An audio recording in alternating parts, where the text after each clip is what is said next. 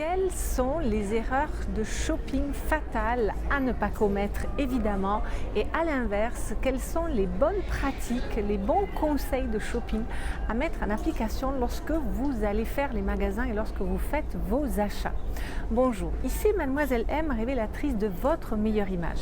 À travers cette vidéo, je vais donc décliner en à peu près 25 points quelles sont les choses à ne pas faire et les choses à faire lorsque vous faites votre shopping. Mais avant cela, si vous n'êtes pas encore abonné à cette chaîne, eh bien je vous encourage à le faire en cliquant sur le petit bouton en bas à droite et vous recevrez ainsi chaque semaine toutes mes vidéos de façon gratuite. Alors, tout d'abord, les choses à ne pas faire en termes de shopping.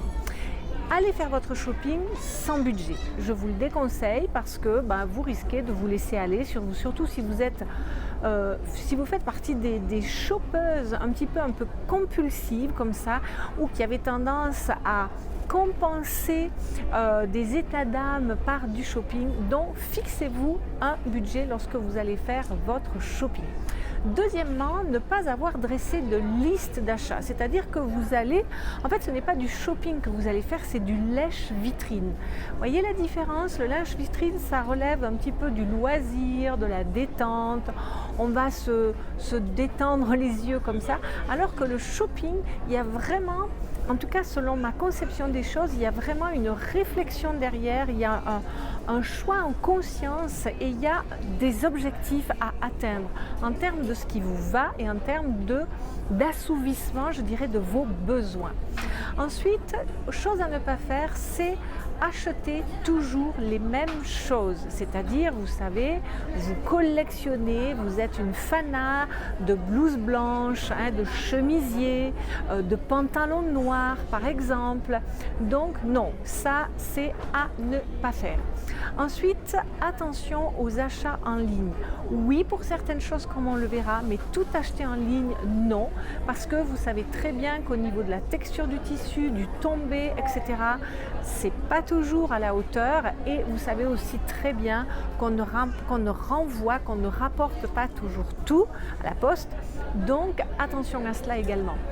Ensuite, un grand piège, et qui dure aussi au-delà du shopping, c'est-à-dire que ça peut être une faiblesse, une fragilité, une vulnérabilité que l'on a de manière générale, c'est écouter les vendeurs, ou je dirais pas pire encore, mais presque les amis.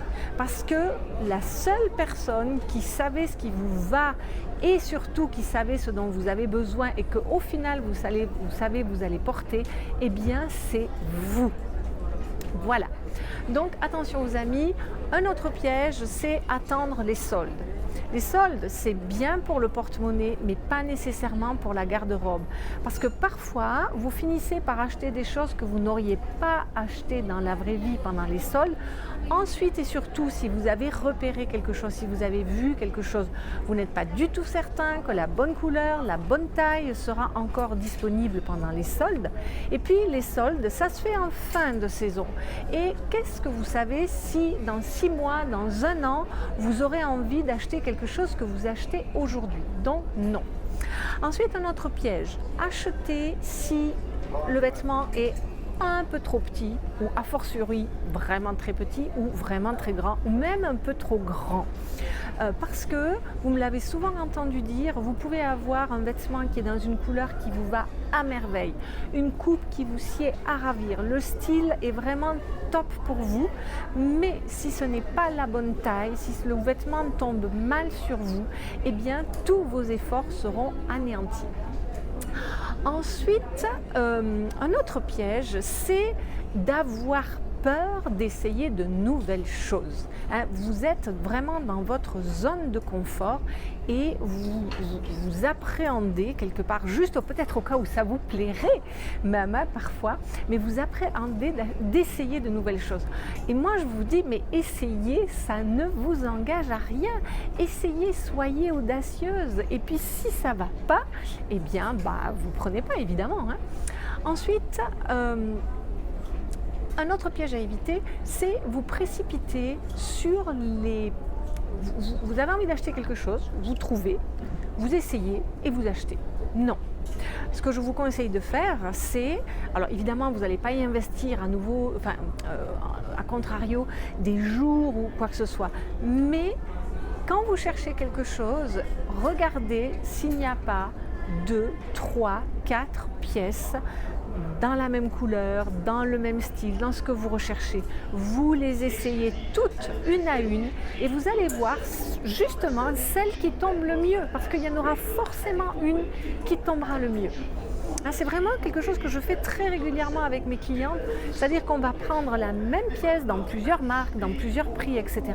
Et ensuite, on va essayer la meilleure et évidemment, ne garder la meilleure. Et ça, c'est quelque chose dont vous ratez l'opportunité, dont vous ratez l'occasion, si évidemment, vous vous précipitez sur la première chose que vous allez voir.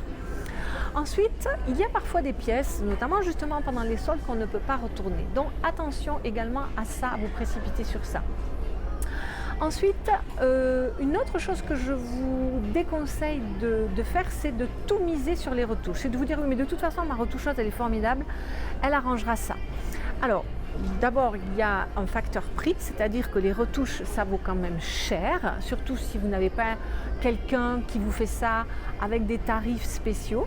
Et deuxièmement, attention, parce que des retouches, oui, pour raccourcir un ourlet ou une manche ou pincer un petit peu une taille, mais si c'est pour transformer un vêtement, vous allez casser la coupe, le style, l'esprit du vêtement. Donc attention. Ensuite, attention également à vous laisser séduire par les marques. Ce n'est pas parce que c'est une marque que ça mérite une certaine indulgence au niveau du tombé, au niveau de la coupe, au niveau de la couleur ou quoi que ce soit. Non. Donc, ne vous laissez pas séduire par les marques. Ensuite, attention à aussi faire des folies, je dirais, pour les occasions spéciales. Pour un mariage, pour votre mariage a fortiori. Mais je veux dire, si c'est pour un baptême, enfin voilà, une soirée particulière, eh bien, essayez d'abord déjà de voir si vous n'avez pas quelque chose que vous pourrez mettre, mais à laquelle vous pourrez associer, justement, trouver une pièce, un accessoire, une paire de chaussures, un petit haut qui va relifter cette tenue, et donc ne pas faire des folies pour des occasions spéciales qui n'en valent pas la peine. Ensuite, attention aussi à faire des folies, à vous ruiner pour des modes éphémères. Vous voyez, pour des pièces basiques dans une super qualité que vous allez garder plusieurs années, que vous allez mettre vraiment souvent, oui. Mais pour des choses qui sont des passing fads, comme on dit en anglais, c'est-à-dire des petites folies comme ça, eh bien, évidemment, n'investissez pas des cents et des mille. Ensuite, 2 conseils vraiment très pratiques. Ne faites pas les magasins si vous ne portez pas de soutien-gorge. Vous savez très bien que dans ce cas, vous aurez très difficilement la possibilité de voir comment ce vêtement va bien tomber. Et deuxième, dans ce même état d'esprit également, eh bien, évitez de faire les magasins, d'aller acheter une tenue particulièrement féminine ou très soignée comme ça si vous êtes en basket. Ça ne va pas marcher. Voilà, je crois que je vous ai à peu près tout dit en ce qui concerne ce qu'il ne faut pas faire. On a parlé des occasions spéciales, des modes éphémères, de ne pas vous laisser séduire par les marques, de tout miser sur les retouches, également d'acheter si c'est trop petit ou trop grand, d'attendre les soldes, d'écouter les amis ou les vendeurs, d'acheter tout en ligne, d'acheter toujours les mêmes pièces, de ne pas oser de nouvelles choses, d'acheter sans budget, d'acheter sans liste de commission également. Alors, à contrario, maintenant, quelles sont les choses à faire lorsque vous vous apprêtez à aller faire du shopping? Eh bien, c'est effectivement de faire une liste de shopping. Ensuite, je vous encourage, de même que je vous ai découragé d'y aller avec des copines ou des amis, eh bien, je vous encourage à faire du shopping toute seule. Vous êtes concentré, vous avez le temps, vous pouvez passer autant de temps que vous voulez dans la cabine, vous n'êtes pas sous pression parce qu'on vous attend, etc. Donc, les amis, les enfants, a fortiori, voilà, surtout si ce sont des achats importants, vous y allez toute seule. Ensuite, prenez votre temps. Il n'y a rien de plus dangereux, en guillemets, que de devoir faire des achats sous pression. Donc, prenez votre temps, c'est la meilleure solution. Ensuite, faites garder les choses 24 heures. Dormez dessus, en quelque sorte. C'est-à-dire que si vous avez eu le coup de foudre pour quelque chose, surtout si ça a un certain prix, vous le faites garder, vous dormez dessus et vous allez voir si le lendemain, en le réessayant, vous avez cette même émotion, vous avez ce même coup de foudre par rapport à cette pièce. Ensuite, un autre petit conseil que je vous donne, c'est éviter, si vous le pouvez, de faire les magasins le samedi après-midi à 3 heures quand les magasins sont bondés. Privilégier des moments tôt le matin, si possible en semaine, en début de semaine.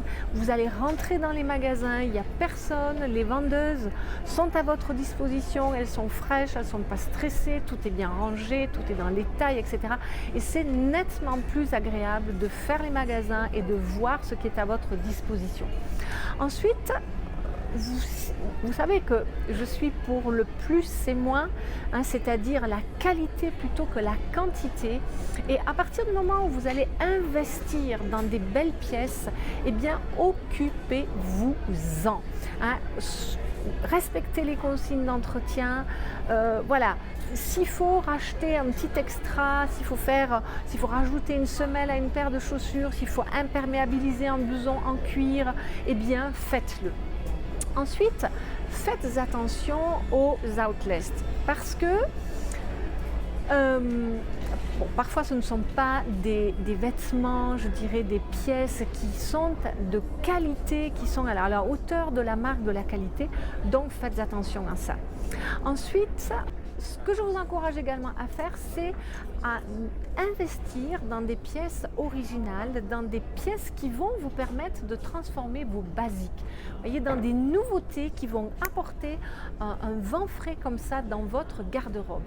Ensuite, un autre conseil, c'est que si vous avez repéré des marques qui vous tombent vraiment nickel, vraiment vous savez que les jupes, les robes, les pantalons, on dirait qu'ils sont cousus sur vous, eh bien gardez-les en tête, revenez dans ces magasins et sachez donc, utilisez le fait que ces marques sont très bien coupées pour vous. Et enfin, je dirais, la seule chose que vous pouvez acheter à volonté, je dirais, en ligne, ce sont les grosses et belles pièces. Mais aussi, sachant que vous aurez pu par ailleurs essayer la taille, être sûr de la couleur, de choses comme ça, parce qu'en ligne, vous pouvez parfois faire des affaires par rapport à ces grosses pièces. Voilà, donc les conseils, cette fois-ci en résumé, se faire une liste de shopping, faire les magasins toute seule, prendre votre temps, faire durer ses vêtements, en prendre soin, opter pour les petits extras si ça peut faire perdurer les vêtements dans le temps, faire attention aux outlets, acheter des nouveautés qui vont vous permettre de transformer vos basiques, se souvenir des marques qui tombent super bien pour vous, investir dans les basiques en ligne, également faire garder les choses pendant 24 heures pour pouvoir dormir dessus et enfin faire le shopping tôt en début de semaine. Voilà, j'espère que cette vidéo, ces conseils vous auront aidé, auront remis un peu les pendules à l'heure pour les personnes parmi vous qui adoraient faire du shopping et qui, au fond de vous, vous savez que vous ne le faites pas toujours à bon escient. Vous vous laissez parfois emporter par une vague de dépenses comme ça inconsidérées. Si vous avez des amis qui sont dans le même cas, n'hésitez pas à partager cette vidéo. Vous pouvez également vous procurer gratuitement les 5 vidéos gratuites qui vont vous donner encore plus de conseils sur votre meilleure image. Également, en cliquant sur la petite fiche e-information en haut, vous pouvez recevoir la symbolique des 12 principales couleurs.